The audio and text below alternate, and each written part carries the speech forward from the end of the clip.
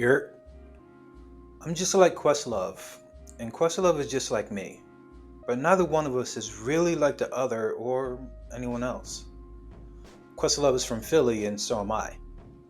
Questlove grew up around music, and I remember walking past crates of vinyl stacked 6 feet high, stuffed wall to wall in walk in closets. I watched my father prep mixes and test out the speakers before DJing every weekend. Questlove and I both love percussion.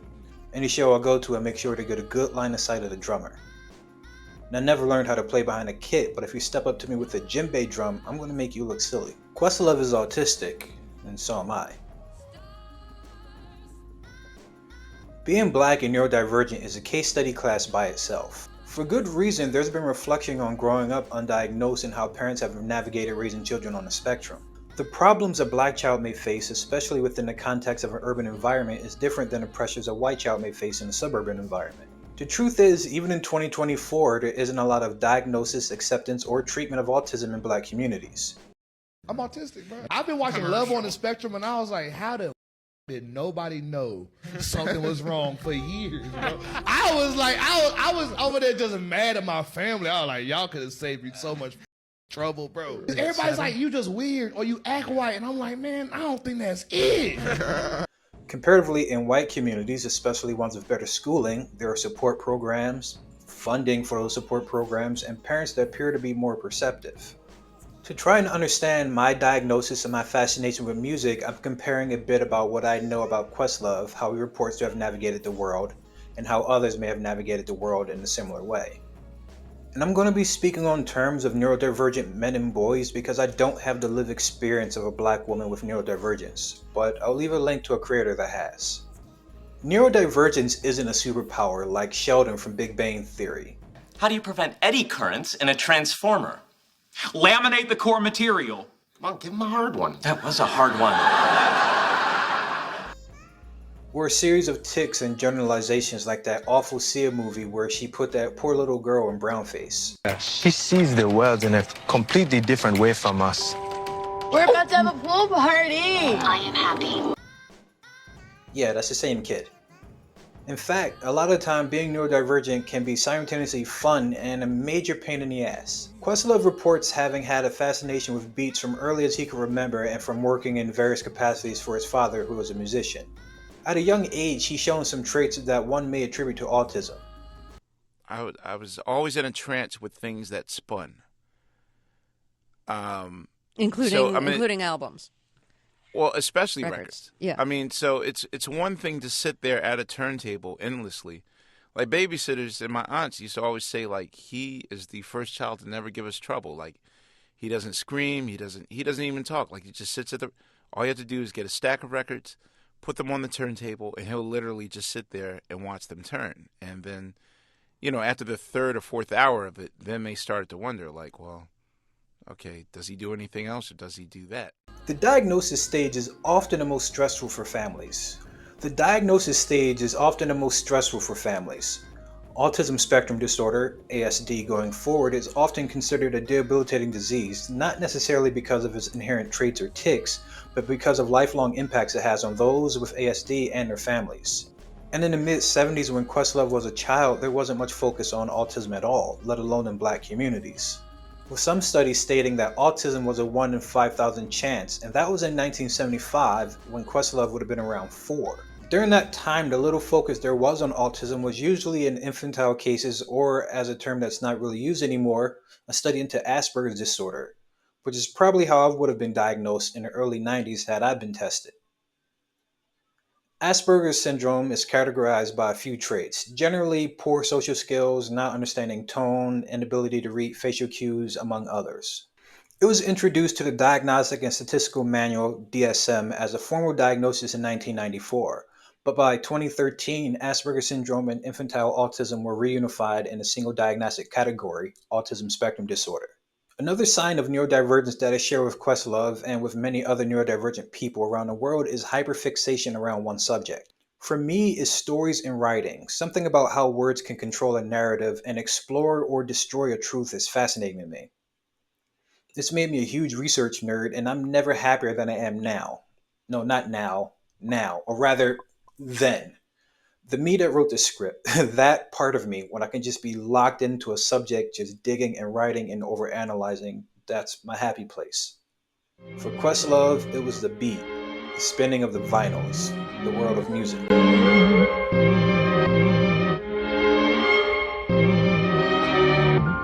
Go slow.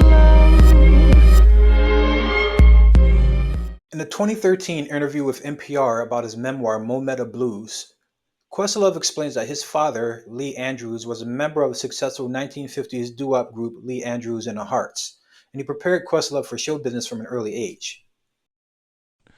But yeah, that was probably the best education I ever had because my father literally groomed me for show business. Like, at first he taught me how to read a Rand McNally map so I could navigate. I was human GPS by the age of 6. By 7, I graduated to wardrobe, so he taught me how to steam, how to iron, how to clean suede and leather, how to shine shoes, all those things. So I knew how to do wardrobe by 7. By 9, he taught me how to cut light gels, and so I ran the light system. So, yeah, I was a 10-year-old kid in these nightclubs, getting ladders, setting up lights, setting up spotlights, doing their show. Like, I was their light director. And then one day when the drummer, he wasn't sick, he got in an accident, and his arm was sprained, and the drummer couldn't play. And with the casualness of me today, my dad just said, you know the show, just go play it. And that's at 12. When I was 12, I was working at my uncle's bookstore and learning that I wasn't that good at algebra. Hell, I'm still not that good at algebra. There's something about combining letters and numbers that just makes my brain short circuit. I was diagnosed with ADHD in my teens and autism less than a year ago. In a lot of ways, I'm relieved because so much of my childhood makes sense. But at the same time, I'm absolutely furious because more wasn't done. I remember the parent-teachers conferences, the multiple meetings with principals, the foot-in-the-mouth moments that still make me cringe. But like tanning beds, a miracle whip, and kissing dogs on the mouth, any form of neurodivergence was white people shit. Things white people love, part 2. Trust me, I'm an expert. Wearing shorts in the winter, taking yoga on a paddleboard, Settlers of Catan, this game's trash, waiting in really long lines, grabbing drinks after work, chasing highly dangerous storms, playing ultimate frisbee, hating their parents, classic. The term is mostly used as a joke, but when it's not, it truly undermines the black experiences that don't align with the norm. When it happens, those sort of hive mind situations occur. Habits of language become habits of thought, and those habits of thought just become habits. Folks didn't consider mental wellness as a necessity because depression and anxiety were for white folks. Kids didn't get screened, and adults certainly didn't get screened themselves because it was for white folks. It makes me really wonder how my life would have turned out if I had a different support system, what the lives of my neurodivergent classmates would have been like. I mean, do you have any idea how annoying it is to have a squirrel's attention span? Or being so awkward in social settings that you come across as cold and indifferent? And that's just me as a baseline. Some folks have stems and processing difficulties that can have a far more negative impact on life. Up until the late 2000s, I would have been referred to as high functioning or high masking recently. Thankfully, there's been more growth and more nuanced understanding of ASD, individualized support plans, and educational opportunities for parents. I was a case manager for a number of years, and I've assisted parents in preparing these support plans. The biggest hurdle can be getting a parent to acknowledge that your kid may need additional supports. But until neurodivergence is given a study and attention that is solely required in Black communities, there will continually be kids that get left behind. Kids that never really learn how to socialize outside a specific context. With my special blend of neurodivergence, engaging with new public settings can be really difficult for me.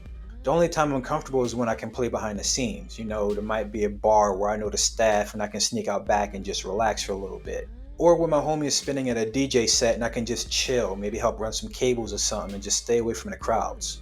The Questlove experience is pretty analogous towards mine and dozens of other situations involving neurodivergent people. When you're DJing and you're using turntables and they're spinning around, does it ever kind of put you in a trance? Is it ever incredibly distracting to you?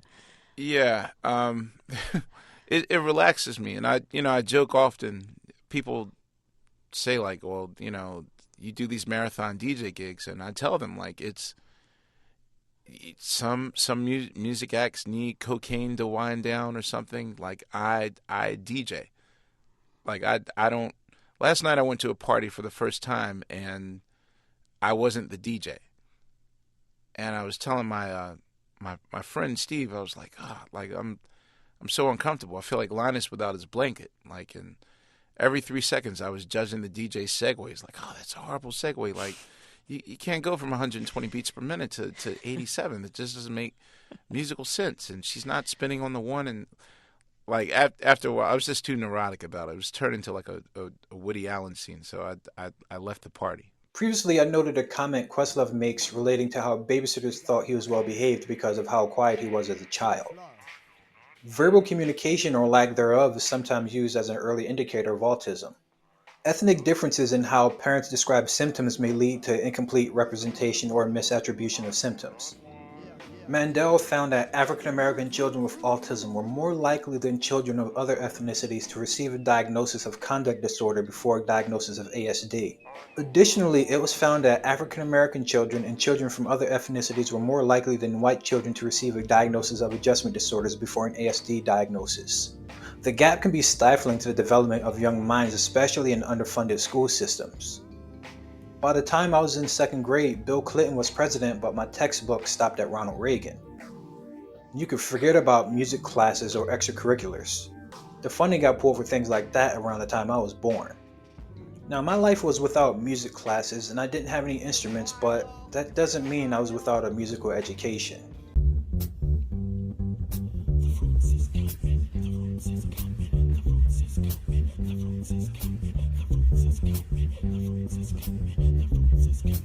By the time I was 4, the Roots had released their first album, Organics, and only a few watered-down 5%ers and pre-Backpacker cats were listening to it. But by the time I was 7, their third album, Philadelphia Half-Life, had dropped, and the Roots being from Philly meant that half my immediate family brought them up on a regular. My life was full of music. The aforementioned Roots, of course. And for me, early life was about Criss Cross and Naughty by Nature.